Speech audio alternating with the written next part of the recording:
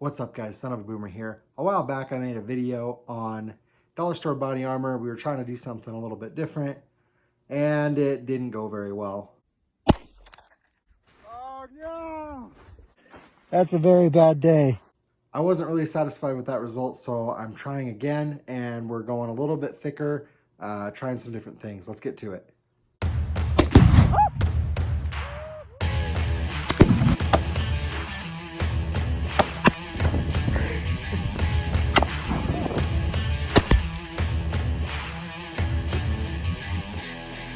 I don't think he made it.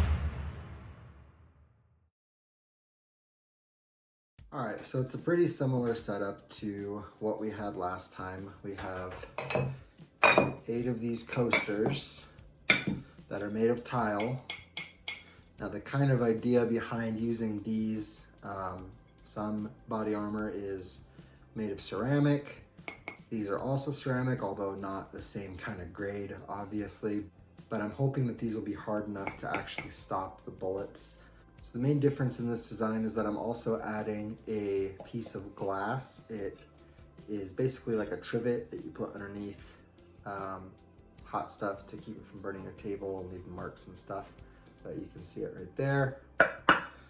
Glass is incredibly strong and dense. It's also very brittle, kind of similar to ceramic.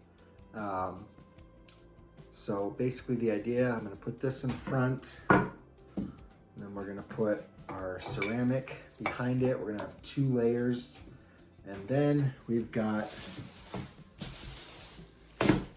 300 sheets of paper. This is gonna be a bit of a thicker build than last time, but I think it's gonna have a good chance of stopping things. So let's go ahead and start the build. I started out by arranging the tiles and putting a layer of tape on them to help bits and pieces of ceramic glass stay somewhat together after being shot. In between the layers of coasters and glass, I added just a few pieces of paper. After these 2 layers were taped together, I added about 150 sheets of paper. Okay, so currently we have this mess in front of us. We ran out of dollar store tape, unfortunately. So instead I've got some Gorilla tape here. Once it was all taped up, I added another 50 sheets of paper or so to the back and a piece of roofing I had to the front. Hopefully that shingle in front will keep bits of glass and ceramic from blowing back at me too much. All right, so there we go. And right now we're coming in about 2 inches thick, maybe just under.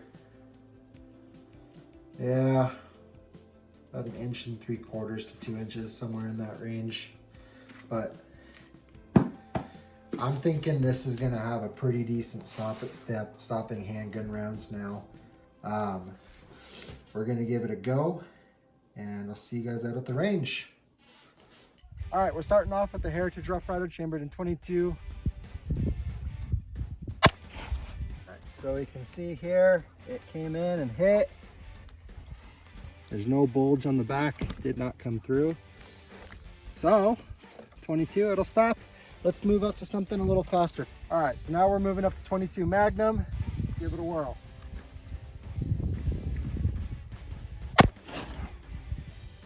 That was a little bit more potent. Let's check it out. So that one came in low.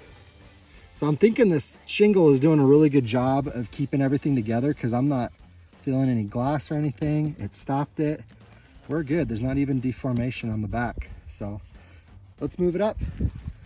All right, so now we're at the point of where it failed last time. It did stop shotgun last time. We'll try shotgun later, but we're at 9mm. Pretty sure it's gonna stop this. Let's give it a whirl. That was a good thump. And that hit right in the same area that the 22 hit. So that's like worst case scenario. And it's bulged. You can see where it started to break, but we still had I don't know, we still had about 50 sheets left or so. So worst case scenario, you get hit in the same spot by a 22 9mm and it's still gonna stop it. So I feel pretty confident that it would stop it with 9mm. All right, let's step it up again. All right, so next up is the Sig Sauer P229. It's loaded with some hollow points, so probably less chance of it going through, but it's gonna mess it up pretty good, I think. That thumped it pretty good. So we're down at the bottom. Oh my gosh, that stopped it. All right, guys. I am out of pistols now. So we're gonna have to step it up to shotgun and rifle. I don't wanna shoot the shotgun. I'm pretty sure if it's stopping this right now, that it's going to stop shotgun. So I wanna save it for later because I wanna shoot rifle at it first and make sure that it can take the rifle rounds, or see if it can take the rifle rounds. The shotgun, once it hits it with buckshot and whatever, it's gonna just shatter everything, and I want to remain as much intact as possible to fight the rifle rounds. So let's give it a whirl. All right, so next up we got the Diamondback DB15 shooting 5.56, just 55 grain standard stuff. Let's give it a whirl. I saw some paper. I'm a little nervous. I didn't see a poof on the other side, but I did see paper. Oh, that's not good. I think you'd have a very bad day. Well, I guess it's time for shotgun. It looks like you hit the same hole that you hit the 40 with. Did I really? I'm not intending to. Maybe we'll try to go up a little higher. Let's give that a whirl. Because that is the same hole. That is hole. the same hole. I didn't even think about that. I'm just really, really accurate, guys.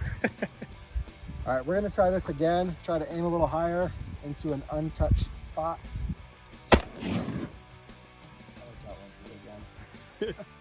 Let's check it out. So that was an untouched spot, and we still ripped through it. It didn't matter. It didn't care. It was a honey badger. It don't care. Now we've got number 3 buckshot coming out of this 20 gauge.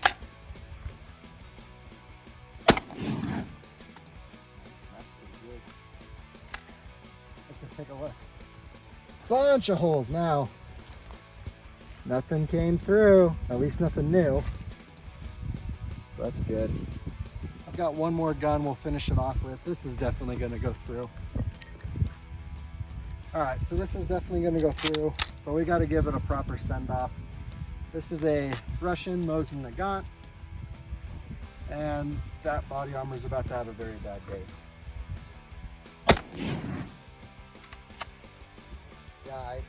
Yeah, I don't think he made it. Notice that this has like a bunch of ripping and tearing, almost like it's losing energy and just ripping it. This just sliced through it like cheese. So the Mosin is a lot heavier of a round, but it's moving a little slower.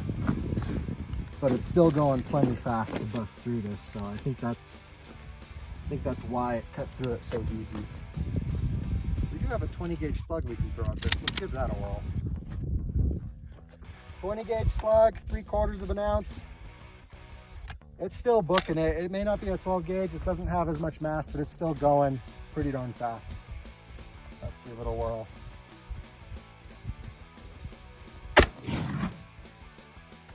Yeah, I don't think he made that one. He jumped. Which one do you guys think is the 20 gauge? I can't quite tell.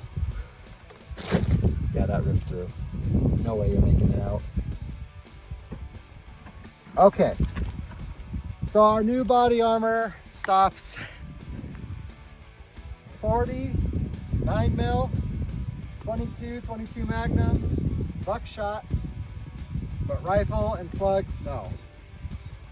So we'll continue doing this video series as we find new things to try out. If you guys have recommendations, I know that a lot of people use the cookie sheet and rock method. I'm trying to steer away from that. I think a lot of people have already established that can be pretty effective. If you have a different idea, let me know.